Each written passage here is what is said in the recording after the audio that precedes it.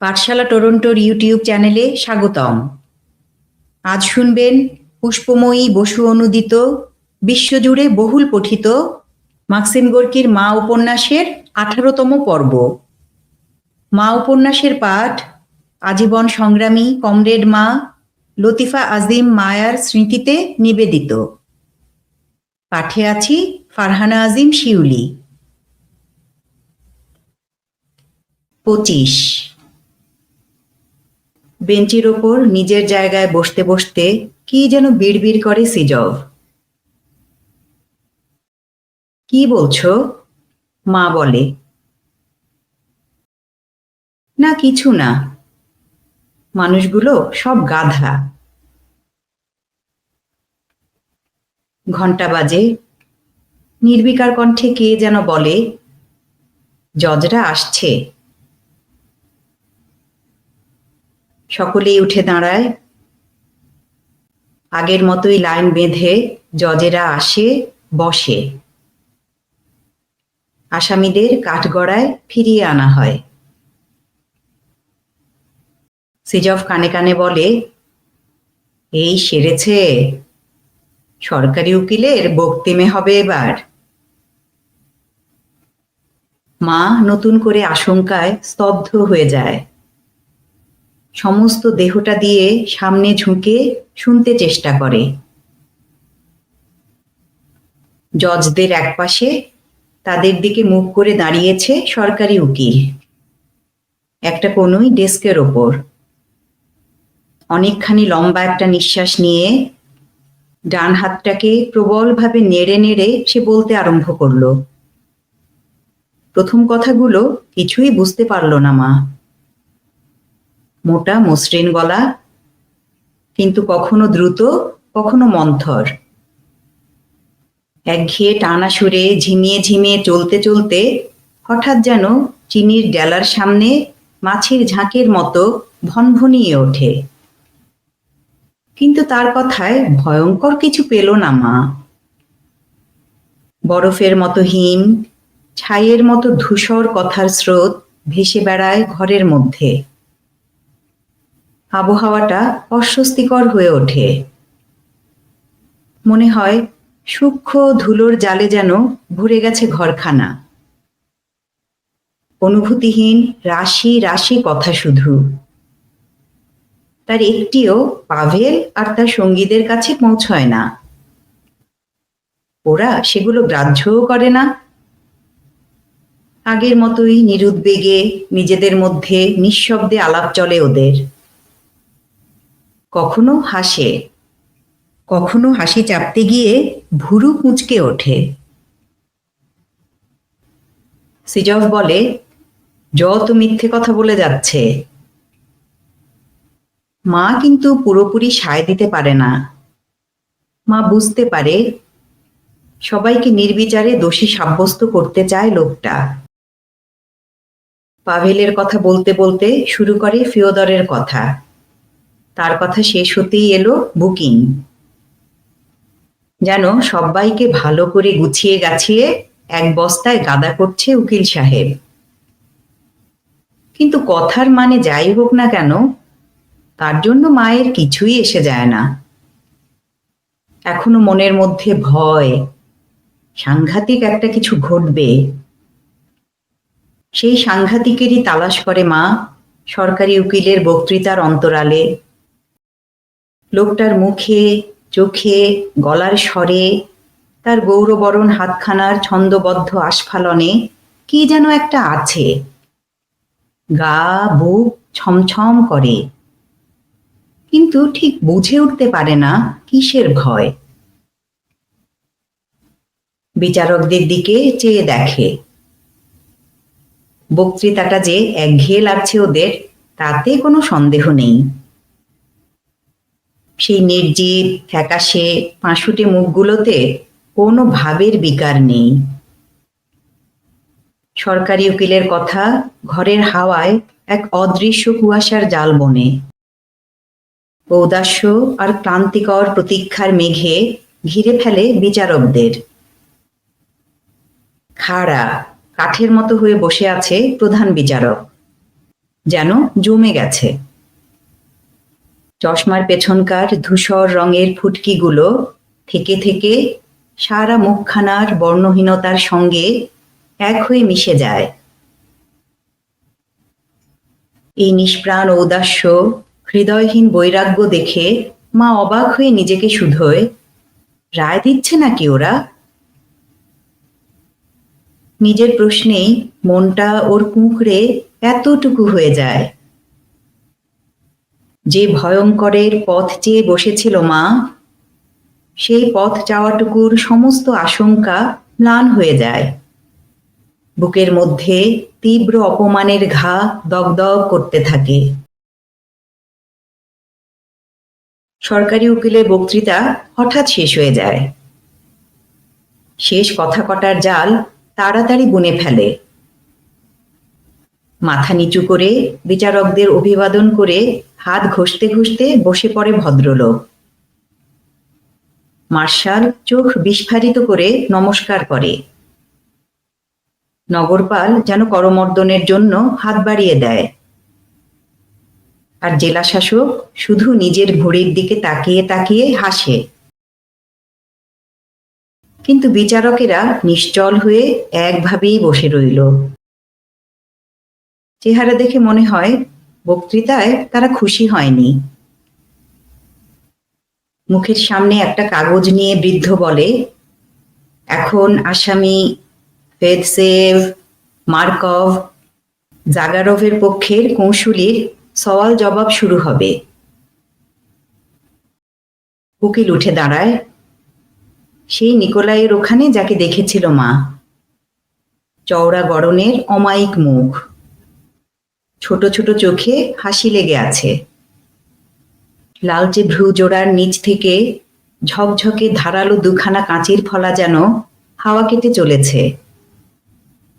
স্বর একটু উঁচু, কথা স্পষ্ট ধীর, তবু মা ভালো করে শুনতে পায় না। কারণ সিজফ কানে কানে বলে চলে, বুঝতে পারছো কি বলছে? শোনো শোনো, বলছে আসামিরা এত বিচলিত হয়েছিল যে ওদের মাথার ঠিক ছিল না। হ্যাঁ, আমার ফিওদরের কথা বলছে নাকি? মা কথা বলতে পারে না, নৈরাশ্যে ভেঙে পড়ে। অপমান, অন্যায় করা হচ্ছে মনে হয়। এই অনুভূতিটা ক্রমশ তীব্র হয়ে উঠে, বুকের উপর একটা বোঝার মতো চেপে বসে। এতক্ষণে বুঝতে পারে ন্যায় বিচারের জন্য কেন তার মন ব্যাকুল হয়েছিল। ভেবেছিল নিক্তির ওজনে খোলাখুলি যাচাই হয়ে যাবে কোন দিক বেশি ভারী, তার ছেলের দিক, না তার ছেলেকে যারা অভিযুক্ত করেছে তাদের দিক। আশা করেছিল অনেকক্ষণ ধরে চুলচেরা জেরা করবে জজেরা, ওর কথা মন দিয়ে শুনবে। তাদের তীক্ষ্ণ চোখের সামনে পাভেলের উদ্দেশ্য, আদর্শ, মনের কথা সব উদ্ঘাটিত হয়ে যাবে। সত্যকে দেখতে ওরা ভুল করবে না এবং ন্যায়ের মর্যাদা রেখে খোলা আদালতে ঘোষণা করে যাবে, এই মানুষ সত্য কথা বলেছে। কিন্তু কই, সেসব তো কিছুই হলো না। বিচারের কাঠগড়ায় এসে যারা দাঁড়িয়েছে তারা যেন বড্ড দূরে, অত দূরে জজেদের দৃষ্টি পৌঁছায় না। আর জজেদের কাছেও ছেলেগুলোর কোনো দরকার নেই। মায়ের ভেতরটা ক্লান্তিতে অবশ হয়ে যায়। মামলা শুনবার বিন্দুমাত্র কৌতূহল নেই আর।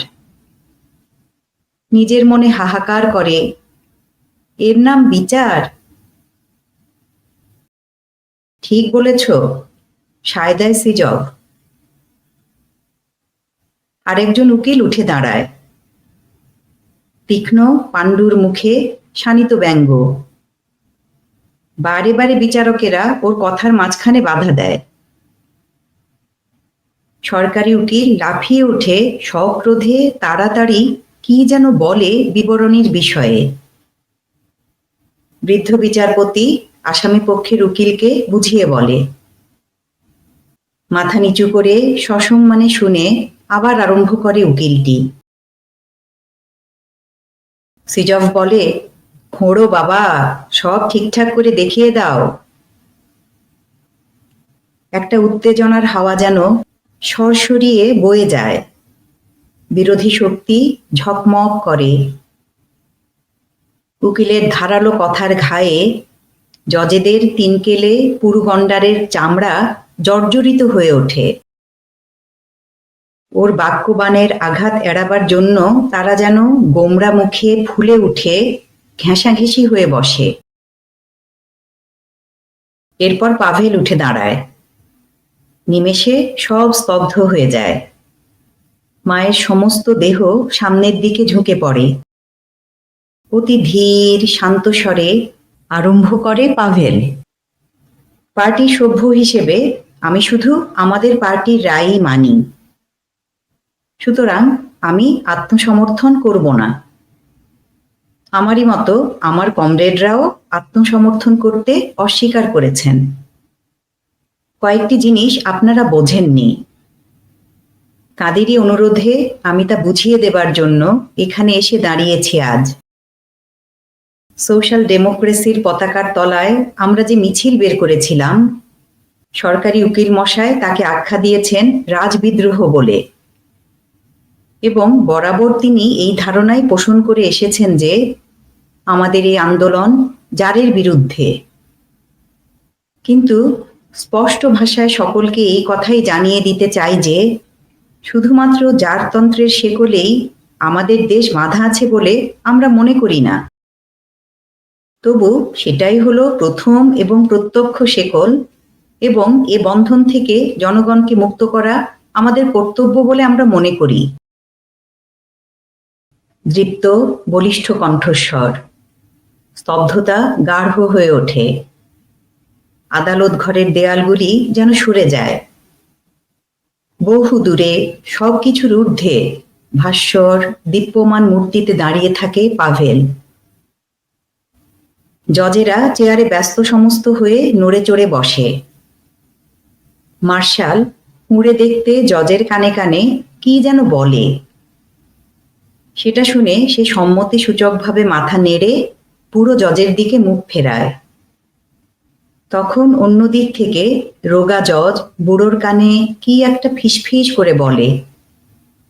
চেয়ারে বসে বুড়ো জজ এদিক ওদিক দোল খেতে খেতে আবার কি যেন বলে পাভেলকে। কিন্তু পাভেলের নিরুত্তেজিত, স্থির, গম্ভীর, উদাত্ত কণ্ঠের ধারায় তা ডুবে যায়। আমরা সমাজতন্ত্রী, তার মানে আমরা ব্যক্তিগত মালিকানার বিরোধী।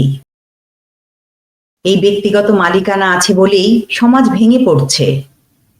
মানুষে মানুষে চলছে হানাহানি আর অবিরাম স্বার্থ সংঘাত। এই শত্রুতা চাপা দেবার জন্য কিংবা এরই সমর্থনে ব্যক্তিগত মালিকানা মিথ্যার আশ্রয় নেয় আর মানুষকে টেনে নামায় প্রতারণা, ভণ্ডামি আর বিদ্বেষের পাঁকে। আমরা বলি, যে সমাজ শুধু স্বার্থসিদ্ধির উপায় হিসেবে মানুষকে ব্যবহার করে, সে সমাজ বর্বরের সমাজ এবং জনতার স্বার্থ বিরোধী। তার মিথ্যা আর দুমুখ নৈতিকতাকে আমরা কখনোই স্বীকার করে নিতে পারি না। মানুষকে এ সমাজ বেহায়া চোখে দেখে এবং মানুষের প্রতি তার আচরণও নির্মম। আমাদের পক্ষে এটা ন্যাক্কারজনক। এরকম সমাজ ব্যবস্থার দৌলতেই দৈহিক, নৈতিক যত রকম দাসত্ব সব চেপে বসে আছে মানুষের ওপর। স্বার্থপর লোভী মানুষের স্বার্থসিদ্ধির জন্য যত রকম শোষণ ব্যবস্থা আছে, তারই বিরুদ্ধে আমরা লড়াই করতে চাই আর করব। আমরা শ্রমিক। শিশুর খেলনা থেকে আরম্ভ করে বড় বড় কলকারখানা সব আমাদেরই মেহনতে তৈরি। অথচ মানুষ হিসেবে আমাদের কোনো মূল্য নেই। মানুষের অধিকারটুকু রক্ষা করার ক্ষমতা থেকেও আমরা বঞ্চিত। যার খুশি নিজের স্বার্থে আমাদের ব্যবহার করতে পারে। সমস্ত ক্ষমতাই একদিন যাতে আমাদের নিজেদের হাতে আসে, সেজন্য যতখানি স্বাধীনতা প্রয়োজন, বর্তমানে সেইটুকু স্বাধীনতাই আমরা চাই। আমাদের স্লোগান খুবই সহজ: ব্যক্তিগত মালিকানা দূর হোক, উৎপাদনের সমস্ত উপায় আসা চাই শ্রমিকের হাতে, জনতার হাতে ক্ষমতা চাই, সবাইকে খেটে খেতে হবে। দেখতে পাচ্ছেন আমরা বিদ্রোহী নই। অল্প একটু হাসে পাভেল, ধীরে ধীরে মাথার চুলে হাত বুলোয়। ওর নীল চোখের জ্যোতি দীপ্ততর হয়ে জ্বলে। সভাপতির উচ্চ স্পষ্ট কণ্ঠ শোনা যায়, বিষয়ের বাইরে কথা বলবেন না। ফিরে পাভেলের দিকে তাকায় বৃদ্ধ। মার মনে হয় ওর নিষ্প্রভ বাঁ চোখটায় একটা লুব্ধ হিংস্র আগুন ধকধক করে জ্বলছে। প্রত্যেক বিচারক তাকিয়ে আছে ওর ছেলের দিকে। ও তো তাকিয়ে থাকা নয়, দৃষ্টি যেন বেঁধে আছে ওর মুখে, গায়ে। ওর সমস্ত রক্ত যেন শোষণ করে নিতে চায়। ওর রক্ত পান করে নিজেদের ক্ষয়ে যাওয়া দেহগুলোকে ঝালিয়ে নিতে চায়। কিন্তু উন্নত, সোজা হয়ে, দৃঢ়, শক্তভাবে দাঁড়িয়ে আছে পাভেল। ওদের দিকে হাত বাড়িয়ে শান্ত, স্পষ্ট স্বরে বলে চলেছে, আমরা বিপ্লবী। একদল শুধু কর্তৃত্ব করে যাবে, আর একদল খেটে যাবে মাথার ঘাম পায়ে ফেলে। যতদিন এই ব্যবস্থা বজায় থাকবে, ততদিন এই আমাদের ভূমিকা। যে সমাজ ব্যবস্থাকে আগলাবার চাপরাশ পেয়েছেন আপনারা, সেই সমাজের আর আপনাদের চিরশত্রু আমরা। আমাদের আপোষহীন লড়াই চলবে যতদিন না আমরা চূড়ান্ত জয়লাভ করি। মাঝামাঝি কোনো রফা সম্ভব নয়। এবং জেনে রাখুন, মেহনতি জনতারই জয় হবে। আপনারা যতটা মনে করেন ততটা জোর নেই আপনাদের কর্তাদের। হাতের মুঠোয় তাদের লাখো লাখো মানুষ আছে। নিজেদের ধন সম্পত্তি সঞ্চয় করার ও তাকে বজায় রাখার চেষ্টায় লাখো জান বিকিয়ে দেয় তারা।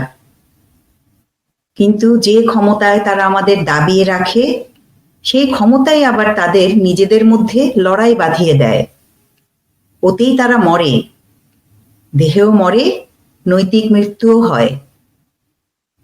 ব্যক্তিগত সম্পত্তি রক্ষার খরচ বড় বেশি।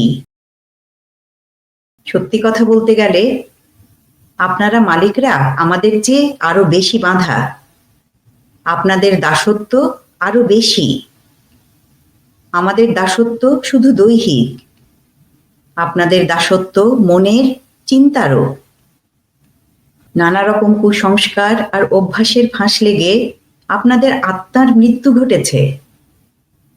ওই ফাঁস থেকে মুক্ত হওয়ার ক্ষমতা আপনাদের নেই, কিন্তু আমাদের আত্মা মুক্ত। তাকে বাঁধতে পারে এমন সাধ্য কার? প্রতিদিন বিষ খাওয়াচ্ছেন আমাদের, কিন্তু আপনাদেরই অজান্তে প্রতিদিন বিষের সঙ্গে তার প্রতিষেধকও দিচ্ছেন। বিষের চেয়ে অনেক বেশি তেজ তার। অপ্রতিহতভাবে, অত্যন্ত দ্রুত গতিতে আমাদের সচেতনতা বেড়ে চলছে। আপনাদের সমাজেরও সেরা সেরা, অত্যন্ত নিষ্ঠাবান, চরিত্রবান সবাই এদিকে আসছেন। এই দেখুন না কেন, আপনাদের মধ্যে স্রেফ নৈতিক সমর্থনটুকু করবার মতো মানুষও আপনারা খুঁজে পাবেন না। যে ঐতিহাসিক ন্যায়ের দাবি উঠেছে আজ আকাশে বাতাসে, তার নিদারুণ চাপ থেকে আত্মরক্ষা করার মতো কোনো যুক্তি নেই আপনাদের ভাণ্ডারে। সব নিঃশেষ হয়ে গেছে। মতাদর্শগত ক্ষেত্রে নতুন কিছু সৃষ্টি করার মতো ক্ষমতাও আপনাদের নেই। আপনাদের ভেতর ফাঁকা। কিন্তু আমাদের দেখুন, নতুন নতুন চিন্তাধারা, নতুন নতুন আদর্শ জনতার বুকে আগুন জ্বালিয়ে দিয়ে প্রতিদিন বেড়ে চলছে। বাড়ছে তার তেজ, বাড়ছে দীপ্তি। তাই তো দিকে দিকে স্বাধীনতার আন্দোলন গড়ে উঠছে। শ্রমিকরা জানে তাদের ভূমিকা কত মহান। তা জেনেই তো সারা দুনিয়া শ্রমিক এক হয়ে হাত মেলাচ্ছে। কি বিরাট সেই প্রক্রিয়া! পৃথিবীর বুকে পুনরুজ্জীবন ঘটাচ্ছে ওরাই। কোন শক্তি দিয়ে ঠেকাবেন এই যৌবন জলতরঙ্গকে? আপনাদের আছে শুধু নিষ্ঠুরতা আর নির্লজ্জতা। কিন্তু ও আর কদিন? নির্লজ্জতা অতি সহজেই প্রকট হয়ে পড়ে, নিষ্ঠুরতাও মানুষকে শুধু খেপিয়ে তোলে। আজ যে হাত আমাদের টুটি চেপে ধরছে, শিগগিরই সে হাতই এসে আমাদের হাত ধরবে বন্ধু বলে। আপনাদের শক্তি তো যান্ত্রিক শক্তি, শুধু কাঁড়ি কাঁড়ি সোনার তাল জমাবার শক্তি। ফলে আপনারা বিভিন্ন দলে ভাগ হয়ে গিয়ে নিজেদের মধ্যে খাওয়াখাওয়ি করবেন, কিন্তু আমাদের তা নয়। আমরা জানি দুনিয়ার মজদুর সব এক। এই বর্ধমান সচেতনতার সজীব শক্তিই দেয় আমাদের তেজ। আপনারা যা করেন মানুষকে শুধু দাসত্ব শৃঙ্খলে বাঁধবার জন্যই, কাজেই তা হচ্ছে অপরাধ, পাপ। আপনাদের লোভ, মিথ্যা আর ক্রোধ দিয়ে আপনারা এক দানবের দুনিয়া তৈরি করে রেখেছেন মানুষকে ভয় দেখাবার জন্য। তা থেকে মানুষকে মুক্ত করা আমাদের কাজ। জীবনের মূল ছিন্ন করে দিয়ে আপনারা মানুষকে খতম করেছেন। আপনাদের ধ্বংস করা পৃথিবীটাকে সমাজতন্ত্র নতুন করে গড়ে তুলবে এক অখণ্ড মহান রূপে। এ হবেই হবে। এক সেকেন্ড একটু থেমে পাভেল আরো নিচু বলিষ্ঠ কণ্ঠে পুনরাবৃত্তি করে, এ হবেই হবে। পাভেলের ওপর থেকে দৃষ্টি না সরিয়েই বিচারকেরা নিজেদের মধ্যে কি সব বলাবলি করে, ফিসফিস করে। অদ্ভুত মুখভঙ্গি। মায়ের মনে হয় পাভেলের বলিষ্ঠ সুস্থ দেহটা, ওর অমিত শক্তি আর রস প্রাচুর্য দেখে যেন হিংসে জ্বলছে বিচারকেরা। তাদের আবিল দৃষ্টির স্পর্শে তার ছেলের দেহটা যেন কলুষিত হয়ে উঠছে। নিবিষ্ট চিত্তে পাভেলের বক্তৃতা শুনছে বন্দীরা। তাদের ছায়া পাণ্ডুর মুখে চোখগুলি সুখে ঝলমল করছে। গণ্ডূষ ভরে ভরে মা ছেলের কথা যেন পান করে। কথাগুলো সার বেঁধে মনের মধ্যে একেবারে গেঁথে যায়। বৃদ্ধ প্রধান বিচারপতি কথার মাঝে কয়েকবার বাধা দিয়ে পরিষ্কার করে বুঝে নিতে চেয়েছে এটা সেটা। একবার মুখে একটু বিষাদের হাসিও ফুটে উঠেছে। প্রত্যেকবার থেমেছে পাভেল, কিন্তু ছন্দপতন হয়নি। ওর বলার প্রশান্ত, দৃঢ়, কঠোর ভঙ্গি জনতাকে ওর দিকে টেনে এনেছে। না শুনে তারা থাকতে পারেনি। বিচারকদের ইচ্ছাশক্তিকে ওর ইচ্ছাশক্তির তলায় নত করেছে। কিন্তু অবশেষে বৃদ্ধ চিৎকার করে সোজা হয়ে উঠে বসল হাত বাড়িয়ে। পাভেলের কণ্ঠে ঈষৎ বিদ্রূপ ফুটে উঠল। এই শেষ হয়ে এলো বলে। ব্যক্তিগতভাবে আপনাদের অপমান করার আমার কোনো ইচ্ছে নেই, বরঞ্চ এখানে বসে বসে বিচারের নামে আপনাদের এই প্রহসন ইচ্ছে না থাকলেও বাধ্য হয়ে দেখতে হচ্ছে বলেই সত্যি আপনাদের জন্য আমার মায়া হচ্ছে বলতে পারি। শত হলেও মানুষ আপনারা।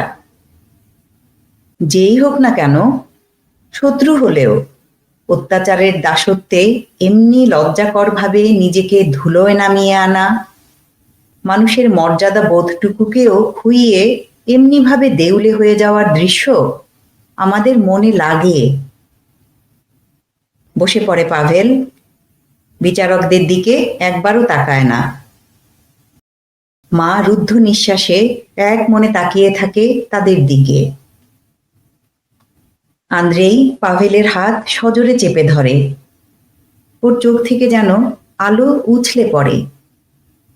সামোয়েলভ, মাজিন সবাই ওর দিকে ঝুঁকে পড়ে। বন্ধুদের এই সপ্রশংস উৎসাহে বিব্রতভাবে হাসে পাভেল। মায়ের দিকে তাকিয়ে মাথা নাড়ে। ওর মুখ দৃষ্টি যেন শুধোয়, ঠিক আছে তো? মায়ের উদ্বেলিত স্নেহোদ্দীপ্ত মুখে, বুক ভরা সুখের নিঃশ্বাসে প্রশ্নের উত্তর লেখা পড়ে। সিজফ বলে, এবারে আসল মামলা শুরু হলো। কি রকম দেখিয়ে দিয়েছে ওদেরকে, হ্যাঁ? কথা বলে না, শুধু মাথা নাড়ে মা। এমন নির্ভীকভাবে কথা বলেছে ছেলে, সুখে মা গদগদ। কথা যে শেষ হয়েছে তাতে হয়তো আরো সুখী। একটা প্রশ্নই শুধু মনের মধ্যে বাজতে থাকে, কি করবে ওরা এখন? ২৬। কিছুই নতুন কথা বলেনি ছেলে। যা বলেছে তা ওর কাছে খুবই পরিচিত। কিন্তু আজ এই এজলাসে দাঁড়িয়ে ছেলের আদর্শের প্রতি একটা অদ্ভুত সাগ্রহ আকর্ষণ অনুভব করে মা। এ অনুভূতি আজই প্রথম। পাভেল স্থির, সংযত। ছেলের লক্ষ্য আর তার চূড়ান্ত বিজয়ে মায়ের প্রাণের একান্ত বিশ্বাস যেন জ্যোতিষ্মান নক্ষত্র হয়ে জ্বলতে থাকে তার কথাগুলোর মধ্যে। মা আশা করেছিল পাভেলের সঙ্গে ভারী তর্কযুদ্ধ হবে এবারে বিচারকদের। তারা নানা ওজোর আপত্তি তুলে নিজেদের বিশ্বাস জাহির করার চেষ্টা করবে। কিন্তু কোথায় কি? হঠাৎ আন্দ্রেই উঠে দাঁড়ায়। ওর দেহটা একটু দুলে ওঠে। ভুরু নামিয়ে বিচারকদের দিকে তাকিয়ে বলতে থাকে, প্রতিবাদী পক্ষের ভদ্র মহোদয়গণ, আমরা বিচারক, প্রতিবাদী পক্ষ নই। পাণ্ডুর মুখ বিচারক রেগে চিৎকার করে বলে। মা লক্ষ্য করে আন্দ্রেইয়ের মুখে দুষ্টুমির হাসি খেলছে।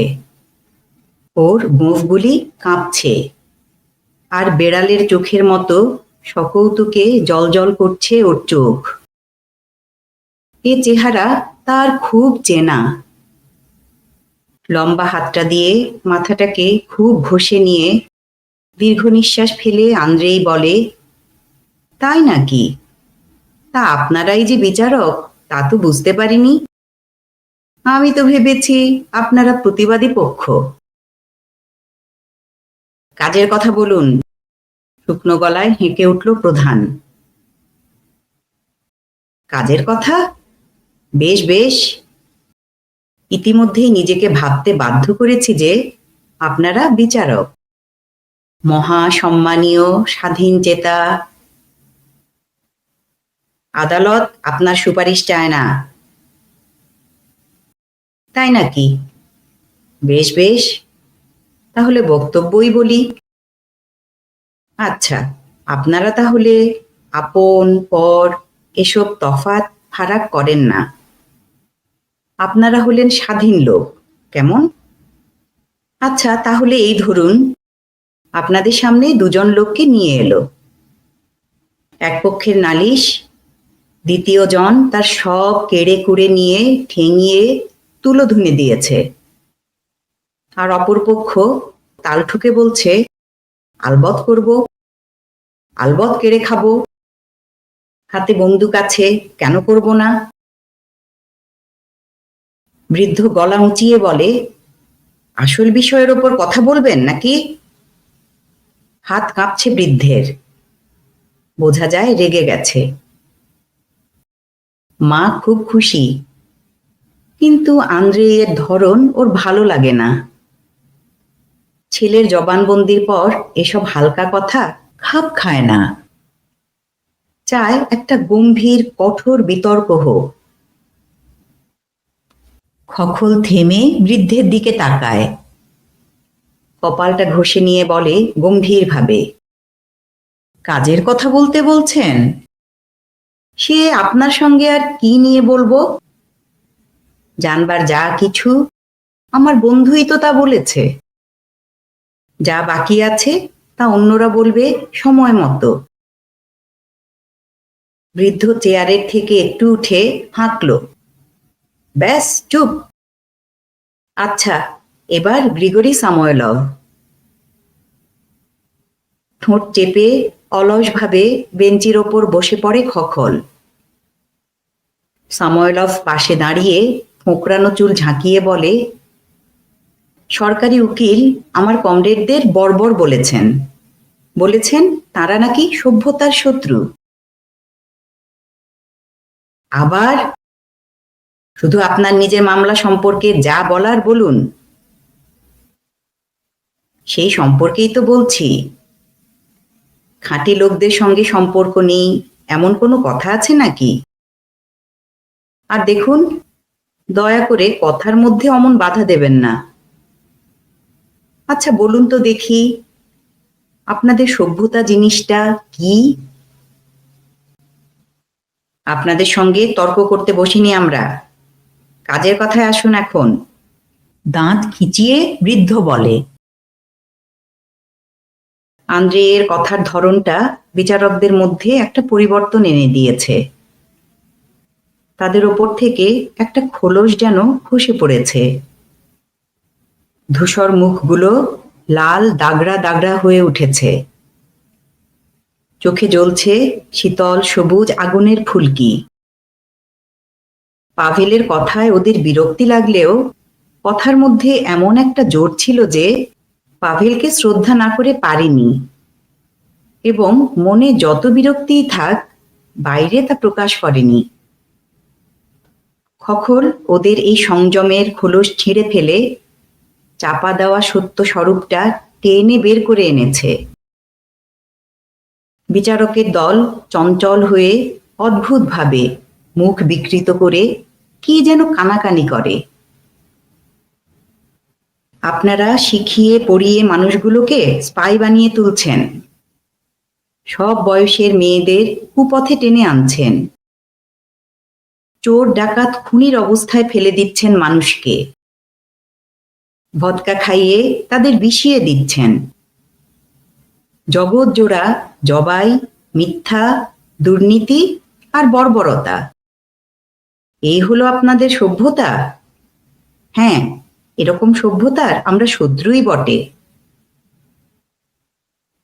বৃদ্ধ বিচারপতি থুতনি নাচিয়ে চিৎকার করে ওঠে, আমি আবার বলতে বাধ্য হচ্ছি। কিন্তু বৃদ্ধের কণ্ঠ ডুবিয়ে লাল মুখ উজ্জ্বল চোখ সামোয়েলভের জবাব আসে, আমরা কিন্তু সেই সভ্যতাকে মানি। শুধু মানি না, পুজো করি। যে সভ্যতার স্রষ্টারা আপনাদের কৃপায় জেলে তিল তিল করে পচে গলে মরেছেন, পাগল হয়ে গিয়েছেন। ব্যাস, চুপ। ফিওদর মাজিন। তড়াক করে লাফিয়ে উঠে সোজা হয়ে দাঁড়ায় ছোট্ট ফিওদর। যেন হঠাৎ একটা ছুঁচ বেরিয়ে এলো। আমি শপথ করে বলছি, রায় তো আপনাদের জানি। হাঁপায় ফিওদর। মুখখানা ফ্যাকাশে হয়ে যায়, শুধু চোখ দুটো জ্বলতে থাকে। হাত বাড়িয়ে চেঁচিয়ে ওঠে, তবে দিব্যি গেলে বলছি, যেখানেই ঠেলে দিন না কেন, যেমন করেই হোক সেখান থেকে পালাবই। পালিয়ে এসে যতদিন বেঁচে থাকবো কাজ করে যাব।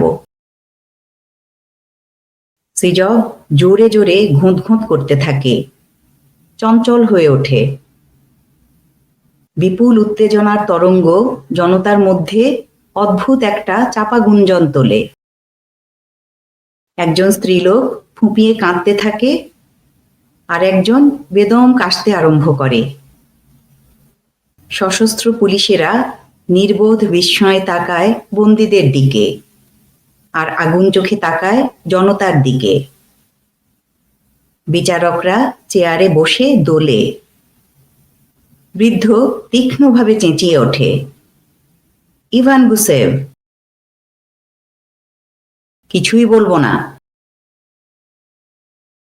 Vasily Gusev. বলবো না। ফিওদর বুকিন। অত্যন্ত কষ্টে উঠে দাঁড়ায় সে। সাদাটে চেহারা, যেন সবখানি রং নিংড়ে নিয়ে গেছে কে। মাথা নেড়ে ধীরে ধীরে বলে, লজ্জা করে না আপনাদের? আমি মুখ্যু, মন ভারী আমার, কিন্তু আমিও সত্য বুঝি। মাথার ওপর হাত তুলে যেন বহু দূরের কিছু দেখছে, এমনি ভাবে আধবোজা চোখে স্তব্ধ হয়ে দাঁড়িয়ে থাকে বুকিন।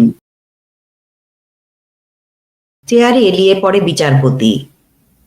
বিরক্তি মেশা বিস্ময়ে বলে ওঠে, ও আবার কি? কি আবার? বেজার মুখে বসে পড়ে বুকিন। ওর ওই কাটা কাটা কথাগুলো অভাবনীয় গুরুত্বে যেন গমগম করে। কি এক অকপট সারল্য আর মর্মস্পর্শী তিরস্কার তার মধ্যে। প্রত্যেকটি মানুষের অনুভূতিকে গিয়ে স্পর্শ করে। এমনকি বিচারকরাও কান খাড়া করে যদি কোনো দিক থেকে একটু প্রতিধ্বনি এসে বুকিনের কথাগুলো খোলসা করে দেয়। দর্শকদের কারো মুখে কথা নেই। ওরা যেন জমাট বেঁধে গেছে, এমনি নিস্তব্ধতা। শুধু কার চাপা কান্নার শব্দ দুলছে হাওয়ায়। অবশেষে সরকারি উকিল ঘাড় ঝাঁকিয়ে ফিক করে একটু হাসে। মার্শাল কাশে, তারপর সারা এজলাস ঘরে উত্তেজিত ফিসফিসানির ঢেউ ওঠে। মা সিজভের কানের কাছে ঝুঁকে পড়ে জিজ্ঞাসা করে, জজেরা বলবেন নাকি কিছু? মামলা তো শেষ, রায়টাই। ব্যাস, আর কিছু নেই? হ্যাঁ। বিশ্বাস হতে চায় না মায়ের। সাময়লভের মা চঞ্চল হয়ে উঠা বসা করে আর কনুই দিয়ে বারে বারে মাকে ধাক্কা দেয়। স্বামীকে আস্তে আস্তে বলে, হাঁ গা, এ কি করে সম্ভব? দেখতেই তো পাচ্ছ, সম্ভব। তাহলে আমাদের গ্রীষার কি হবে? আহ, মুখ বন্ধ করে বসো তো। সকলের চেতনায় গিয়ে ধাক্কা লাগে। একটা অনাচার অবিচারের অনুভূতি। কোথায় যেন কি বিচ্যুতি ঘটেছে, কি ভেঙে চুরে ছত্রখান হয়ে গেছে। স্পষ্ট দেখতে পাচ্ছে কি একটা উজ্জ্বল বস্তু চোখের সামনে ছিল। তার দীপ্তিটাই দেখতে পাচ্ছে, তবু জিনিসটার আকার বা অর্থ কিছুই বোঝা যাচ্ছে না। না বুঝে চোখ মিটমিট করছে সবাই, কিন্তু জিনিসটার দুর্বার আকর্ষণ শক্তি অনুভব করে পুরোপুরি। কত বড় সত্য যে চোখের পলকে উদ্ঘাটিত হয়ে গেল চোখের সামনে, তা উপলব্ধি করতে পারেনি বলেই খুঁটিনাটি ব্যাপার যেটুকু ওরা বুঝেছে তাতেই নতুন অনুভূতিটা ব্যয় করছে। দেখুন, অসংকোচে বলে বুড়ো বুকিন, ওদের বলতে দিলে না কেন শুনি? সরকারি উকিলের বেলায় পোয়া 12, যত ইচ্ছে বলতে পারে, সে বেলায় কিছু না। একজন আমলা দাঁড়িয়েছিল বেঞ্চিগুলোর কাছে। হাত নেড়ে নিচু গলায় বলে, চুপ চুপ। সাময়লভ স্ত্রীর পেছনে মাথাটা বাড়িয়ে গজগজ করে। আচ্ছা, ধরেই নেওয়া যাক ওরা অপরাধী, কিন্তু নিজেদের কথা বুঝিয়ে বলবার একটা সুযোগ দেবে তো। কিসের বিরুদ্ধে ওরা চলেছে বুঝিয়ে বলো তো হে বাপু। আমি বুঝতে চাই। এ ব্যাপারে আমারও তো খানিকটা স্বার্থ আছে। সাময়লভের দিকে তর্জনী শাসিয়ে চিৎকার করে বলে আমলা, চুপ। সিজভ গোমরা মুখে মাথা নাড়ে।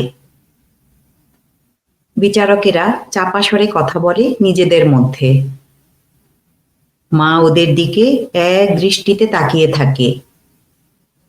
ক্রমশ ওরা উত্তেজিত হয়ে ওঠে। ওদের ঠান্ডা পিচ্ছিল স্বরের ঝাপটা যেন এসে লাগে মায়ের মুখে। গাল দুটো কাঁপতে থাকে। মুখে কেমন এক বিশ্রী পচা স্বাদ। কেন জানি না মায়ের মনে হয় ওর ছেলে আর তার সঙ্গী সাথীদের টগবগে রক্তে ভরা বলিষ্ঠ জীবন্ত দেহগুলোর ওপরই যেন হাকিমদের চোখ। সেই কথারই আলাপ চলছে যেন ওদের মধ্যে। হিংসে মরছে ওরা। অসুস্থের হিংসা, ফুরিয়ে যাওয়া মানুষের ক্লেদাক্ত লোভ, ভিখারির ক্ষুদ্র ঈর্ষা নিয়ে ক্ষুব্ধ মনে বসে বসে ঠোঁট চাটছে ওরা। বুঝিবা দুঃখ হচ্ছে, অকেজো হয়ে যাবে এই শক্তিধর সৃষ্টিধর সুন্দর দেহগুলি। ওরা মেহনত করতে পারে, আনতে পারে কুবেরের ধন লুটে, ভোগ করতে পারে, কিন্তু আজ ওদের কাজ ফুরিয়েছে। ওদের শাসন শোষণ করার জোর রইল না। সেই জন্যই এই জোয়ান ছেলেগুলোকে দেখে হাকিমদের অত রাগ, অত জ্বালা। ভেতরটা যেন দাঁত বসিয়ে কুরে কুরে খাচ্ছে। সামনে তাজা রক্ত দেখলে বুনো জানোয়ারের যেমন হয়। ভোগের বস্তু হাতে এসে খোয়া গেল, ধরবার মতো তাকত নেই, পরের শক্তি উপভোগ করার মতো ক্ষমতা আর নেই। তাই খেদের সঙ্গে ঘোঁত ঘোঁত করছে, একঘেয়েভাবে গোঙাচ্ছে এই দেখে যে তৃপ্তির উৎস চলে যাচ্ছে তাদের কাছ থেকে। অদ্ভুত রূঢ় চিন্তা। কিন্তু বিচারকদের মুখের দিকে যতই চায় মা, ততই আরো স্পষ্ট উজ্জ্বল আকার নেয় এই কথাগুলো। একদা বহু রক্ত পান করেছে এই হিংস্র জানোয়ারের দল। আজ ওরা অক্ষম, উপসী।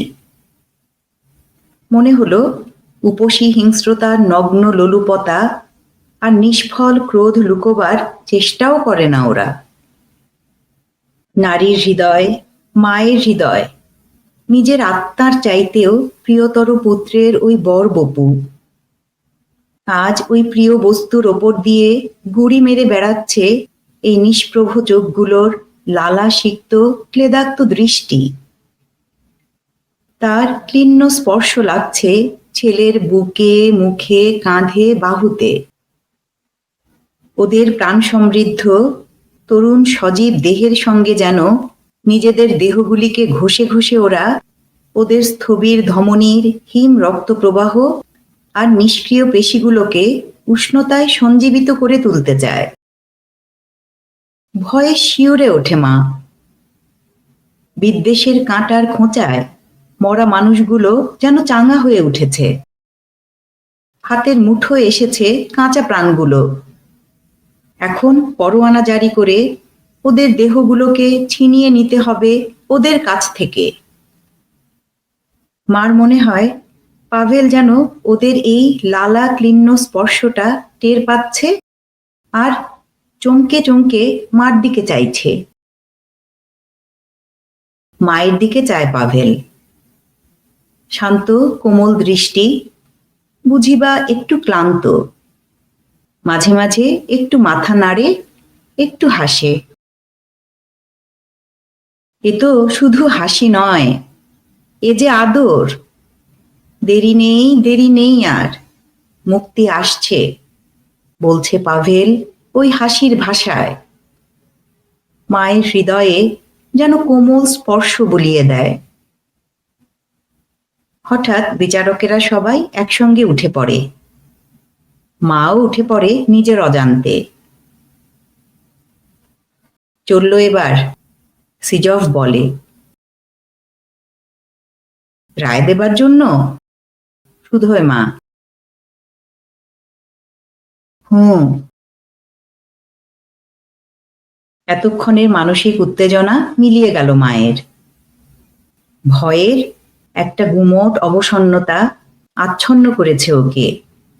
ভুরু কাঁপতে লাগলো, কপালে বিন্দু বিন্দু ঘাম দেখা দিল। অপমান আর নৈরাশ্যের প্রচণ্ড ধাক্কা এসে লাগলো বুকে।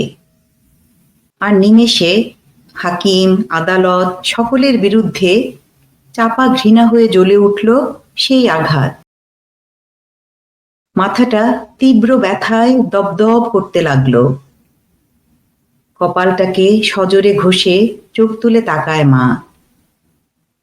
বন্দীদের আত্মীয় স্বজন উঠে কাঠগড়ার কাছে গেছে।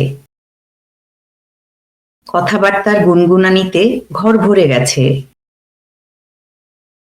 মাও পাভেলের কাছে যায়, ছেলের হাতখানা চেপে ধরে। জলে চোখ ভেসে যায়।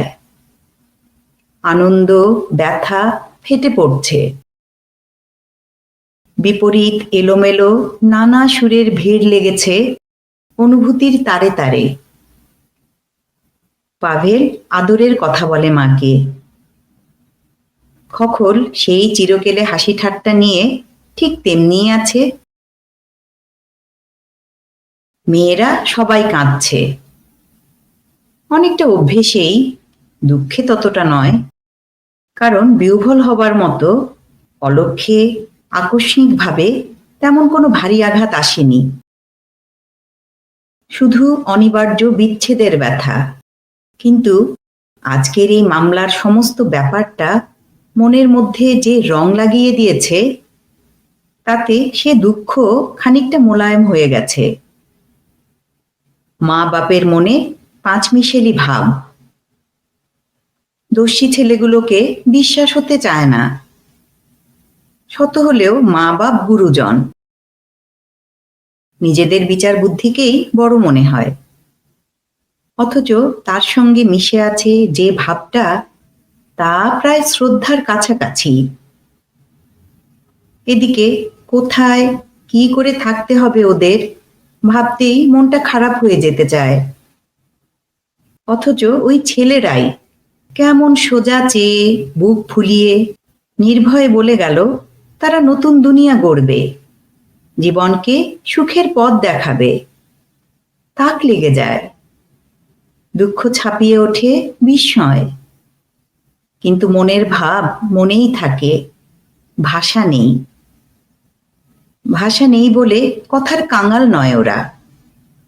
অজস্র কথা কয়, অতি সাধারণ কথা সব। কাপড় জামা, ধোবা নাপিত, শরীরের দিকে নজর রাখা, ব্যাস ওই পর্যন্ত। বড় বুকিন ছোট ভাইকে বোঝাতে চেষ্টা করে হাত নেড়ে, বুঝলি কি না, ন্যায় চাই, ন্যায়, আর কিচ্ছুটি নয়। ছোট বুকিন বলে, পাখিকে দেখো। তার বলতে সিজক ভাইপোর হাত ধরে ধীরে ধীরে বলে, তাহলে ফিওদর, যাচ্ছিস আমাদের ছেড়ে? ঝুঁকে পড়ে কাকার কানে কানে কি যেন বলে ও। চোখে মুখে দুষ্টু হাসি। রক্ষীও হাসে। পরক্ষণেই আবার গম্ভীর হয়ে এতখানি মুখ করে গলা খাঁকারি দিয়ে দাঁড়ায়। মাও অন্য মায়েদের মতো ছেলের সুখ স্বাচ্ছন্দ্য নিয়েই তার সঙ্গে কথা বলছে। কিন্তু মনের মধ্যে তোলপাড় করে হাজার প্রশ্ন, নিজের সম্বন্ধে, সাশার সম্বন্ধে, ছেলের সম্বন্ধে। সব ছাপিয়ে উদ্বেল হয়ে ওঠে পুত্র স্নেহ। একটা প্রবল ইচ্ছে হয় মাকে পাভেলের পছন্দ হোক, মা তার আরো কাছাকাছি হোক। ভয়ঙ্কর কিছুর আশঙ্কাটা মরে গেছে। মনের তলায় এখন তার ছায়াটা আছে শুধু। হাকিমদের কথা মনে করলে বুকটা অস্বস্তিকর ভাবে কেঁপে ওঠে। হোক তা। এক বিপুল জ্যোতির্ময় আনন্দ যে জন্ম নিচ্ছে মায়ের ভেতরে, সে খবর তার চেতনায় পৌঁছে গেছে। এ সম্ভাবনার জন্য প্রস্তুত ছিল না মা। বড় বিব্রত বোধ করে এখন। সকলের সঙ্গেই কথা কয় খোকন। মা বোঝে পাভেলের চাইতেও ওই ছেলেরই স্নেহের বেশি দরকার। তাই ওর দিকে ফিরে বলে, মা, তোদের এই বিচার ভালো লাগেনি আমার। কেন গো নেনকো? কৃতজ্ঞতার হাসি হেসে বলে উঠে খোকন। বয়স কত? না নেই গো গোনা, কিন্তু যেন গো খাঁটি সোনা। ইতস্তত করে বলে মা, কি এমন হাতি ঘোড়া হলো? কার যে ন্যায় আর কার যে অন্যায় সে তো লোকে বুঝতেই পারলো না। ওহো, তাই আশা করে বসেছিলেন বুঝি? আন্দ্রেই গলা তুলে বলে ওঠে। সত্যি মিথ্যের জন্য ভারী তো মাথা ব্যথা ওদের। একটু হেসে দীর্ঘশ্বাস ফেলে বলে মা, ভেবেছিলাম কত সাংঘাতিক ব্যাপারই না জানি হবে। এজলাস, চুপ। সবাই তাড়াতাড়ি জায়গায় ফিরে যায়। প্রধান বিচারক টেবিলের ওপর এক হাতে ভর দিয়ে আরেক হাতে একটা কাগজ মুখের কাছে ধরে নিয়ে পড়তে আরম্ভ করে নিস্তেজ স্বরে। রায় পড়ছে, সিজফ বলে। শান্ত ঘর। সবাই দাঁড়িয়ে বৃদ্ধ বিচারকের দিকে তাকিয়ে আছে। তার শুকনো সিধে খাটো মূর্তিটাকে মনে হচ্ছে যেন কোনো অদৃশ্য হাতের লাঠি।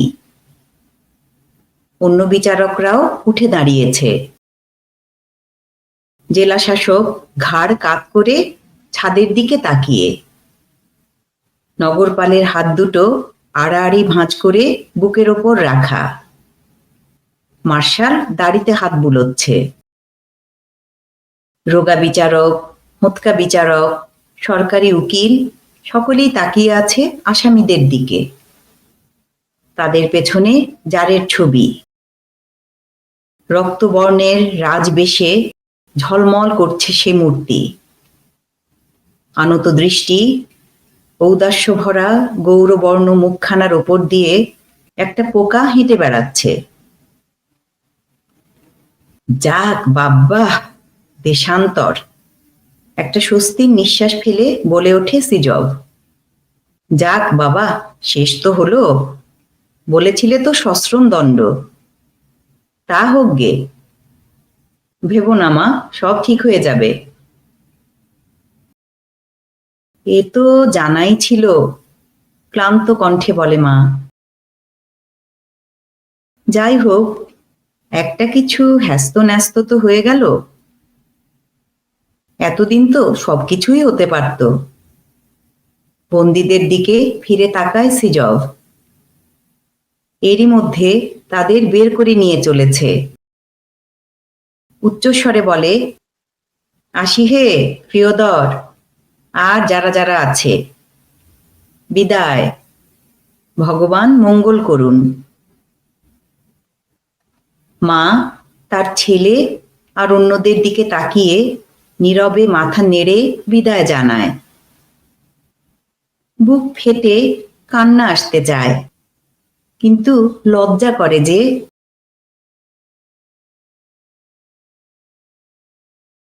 পাঠশালা টরন্টোর ইউটিউব চ্যানেলে আপনারা শুনছেন পুষ্পময়ী বসু অনুদিত, বিশ্বজুড়ে বহুল পঠিত মাক্সিম গোর্কির মা উপন্যাস।